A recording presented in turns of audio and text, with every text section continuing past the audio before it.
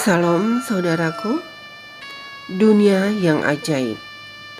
Mari nikmati berkat Tuhan melalui ciptaannya.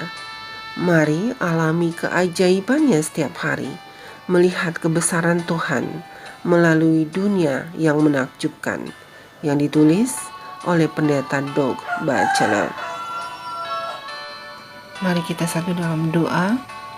Ya Allah Bapa kami yang bertahta dalam kerajaan surga, saat ini kami mau mendengar sedikit firman-Mu melalui dunia yang ajaib. Tolong kami Tuhan untuk mengerti maksud Tuhan. Amin. Sejarah dunia. Judul hari ini, menjaga rumpun mawar yang sudah mati. Ayat inti, Markus 7 ayat 7 dan 8. Demikian firman Tuhan, percuma mereka beribadah kepadaku, sedangkan ajaran yang mereka ajarkan ialah perintah manusia.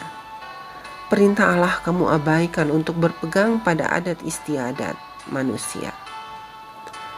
Penjelasannya, bertahun-tahun yang lalu di zaman Kekaisaran Rusia kuno, Tsar yang berkuasa saat itu, Nicholas II, sedang berjalan-jalan di taman istananya yang luas saat dia mendapati seorang penjaga yang kesepian berdiri dengan perhatian mengarah pada suatu sudut terpencil taman yang berkelok-kelok itu. "Apakah yang sedang kamu jaga?" tanya sang penguasa yang ingin tahu itu. "Untuk memberitahu Anda yang sebenarnya, yang mulia, saya tidak tahu. Tapi kapten dari penjaga memerintahkan saya untuk menjaga pos ini," jawab penjaga itu. Tsar Nicholas kemudian memanggil kapten dan melakukan penyelidikan lebih lanjut tentang apa yang dijaga orang tersebut. Kapten penjaga itu menjawab, "Tuanku yang mulia, ada peraturan tertulis yang dengan jelas yang menetapkan bahwa seorang penjaga harus ditugaskan tepat di sudut tersebut setiap saat, dan ini telah dilakukan sepanjang yang bisa saya ingat." Tsar yang penasaran kemudian memerintahkan untuk cari tahu alasannya. Arsip istana akhirnya memberikan jawabannya. Bertahun-tahun sebelumnya, Catherine yang agung telah menanam semak mawar khusus di sudut itu, dan dia dengan tegas memerintahkan seorang penjaga untuk ditempatkan di sana untuk menjaga agar tidak ada sesuatu hal yang dapat mengganggu atau merusak semak mawar tersebut. Sekarang, 100 tahun kemudian, semak mawar telah mati jauh sebelumnya.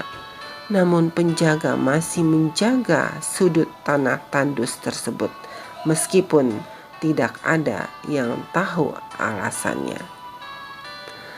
Tradisi iman bisa berharga. Mereka mungkin berguna dalam melestarikan pengalaman khusus atau cita-cita yang diwariskan oleh keluarga atau budaya. Namun, kita harus berhati-hati dalam apa yang kita habiskan untuk menjaganya. Banyak agama dengan gigih membela ritual yang telah kehilangan maknanya. Orang mungkin dengan setia mempertahankan tradisi tetapi tidak tahu alasannya. Saudaraku, ada perhatian yang lebih serius yang ingin Yesus peringatkan kepada kita mengenai tradisi. Jika kebiasaan didapati bertentangan dengan perintah Allah, maka kebiasaan itu harus dibuang. Kristus mengatakan itu kepada kita bahwa memegang tradisi seperti itu dapat membuat firman Allah kamu nyatakan tidak berlaku. Markus 7 ayat 13. Merupakan hal yang baik untuk merenungkan tradisi yang kita jaga. Tetapi apakah hal itu bertentangan dengan hukum Allah? Jika demikian, kita sedang menjauh dari Alkitab. hal itu menjadi seperti berdiri dan menjaga semak yang mati. Saudaraku, mari kita berdoa. Oh Bapa yang baik yang bertata dalam kerajaan surga, ada satu pelajaran berharga yang kami dapat di sini mengenai tradisi. Apabila tradisi yang telah dilakukan pada zaman dulu, jika kebiasaan bertentangan dengan kehendak-Mu, segera kami tinggalkan itu.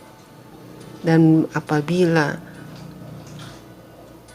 tradisi atau kebiasaan yang selalu sesuai dengan kehendak-Mu, kami lanjutkan.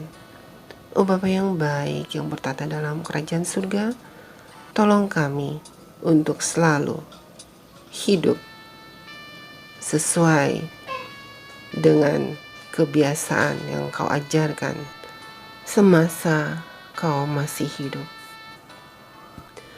Tolong kami untuk terapkan dalam kehidupan kami.